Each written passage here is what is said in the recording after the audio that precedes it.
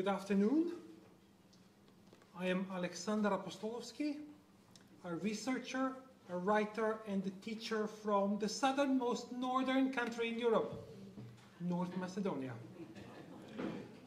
I'm also the founder of the Megillot Institute for Bible, Culture, and Society. My aim is to bring the best of biblical scholarship to all the church and all the world.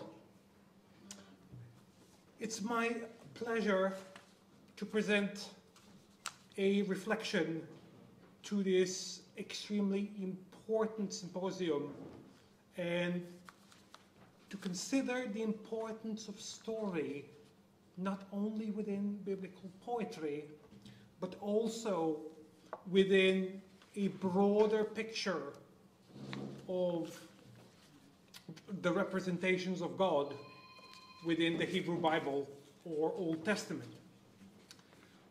I am your typical European academic, which means I believe in handouts. What you'll find in them is A, a revised version of my abstract, B, a short selection of literature you might wish to pick upon and follow up. And then finally, on the reverse, you'll find the New Revised Standard Version of Psalm 23. Now, Psalm 23 has always posed exegetical and interpretive problems both to scholars and to believers. Professor Berkovic mentioned the difficulty of finding a narrative flow within it. Are we, for instance, to retain the image of Yahweh the shepherd throughout its whole length? If we do, we might want to ask, why do sheep go to the house of the Lord? What happens to them there?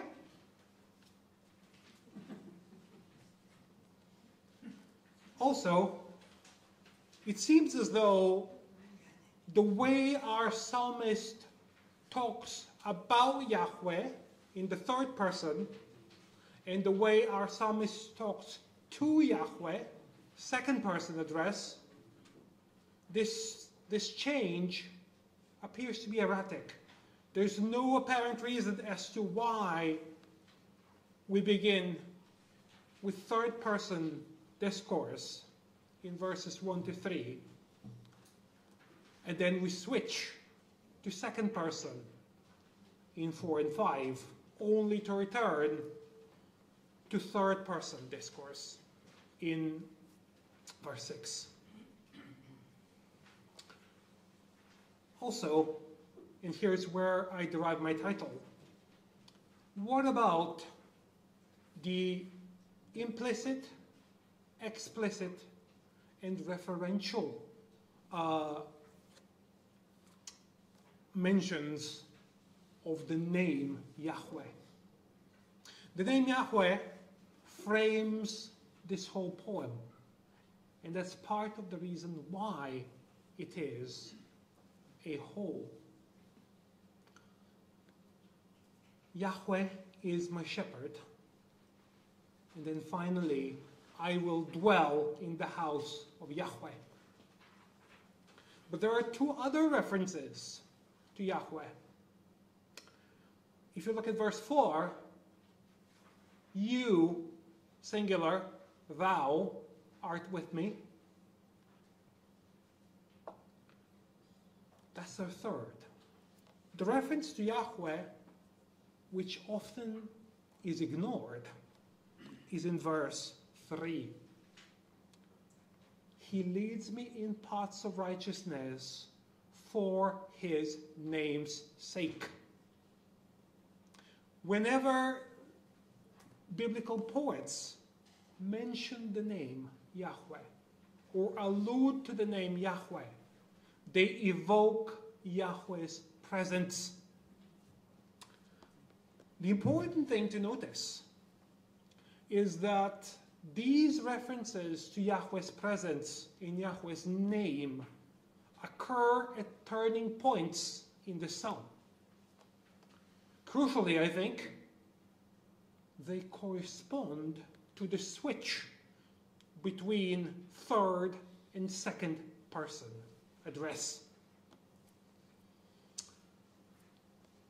Why does Yahweh occur in verses 1, 3, 4, and 6? Look at the verbs that are being used to describe the action in our psalms. In our psalm, He leads me. Actually, He lets me lie down in green pastures. Rest. He leads me beside still waters. Movement. He restores my soul. Or a better translation would say, He lets me catch up my breath. And then He leads me in paths of righteousness for His name's sake. Rest, movement, rest, movement. But then look at 4 and 5. Though I walk through the valley of the shadow of death, I'll fear no evil, for you are with me. Your rod and your staff comfort me. You prepare a table before me. Movement, rest. Switch. Why? Because we've just had the two references to Yahweh. Once our psalmist alludes to Yahweh, or refers to Yahweh referentially in 4, things change. It's Yahweh who transforms this rest movement to movement rest. Where do we find this narrative pattern of rest and movement? Well, we find it in pilgrimages. And it is a pilgrimage that holds our psalm together. After all, the goal of the journey is the house of Yahweh, verse 6. And there too we have a reiteration of this pattern.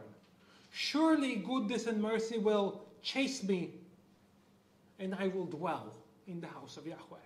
Movement, rest. But then why do sheep go to the house of the Lord? It's not the shepherd image which holds this psalm together.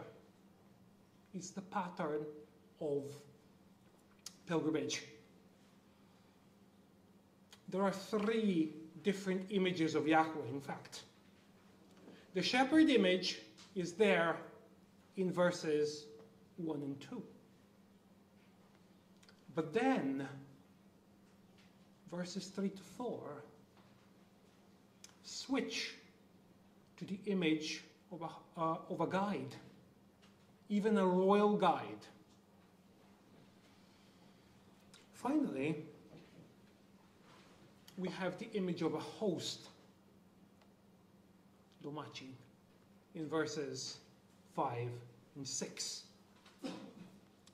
3 different portraits of Yahweh held together by a pilgrimage pattern. Now I come to the second part of my presentation. What can Psalm 23 do for a comprehensive treatment of Yahweh in the Old Testament, or Old Testament theology? The 3 authors that I've given you in the handouts, the 3 commentators, Brueggemann, Gerstenberger, and Goldingay, have 2 things in common. A, all of them wrote commentaries on the book of Psalms. B, both of them wrote Old Testament theologies.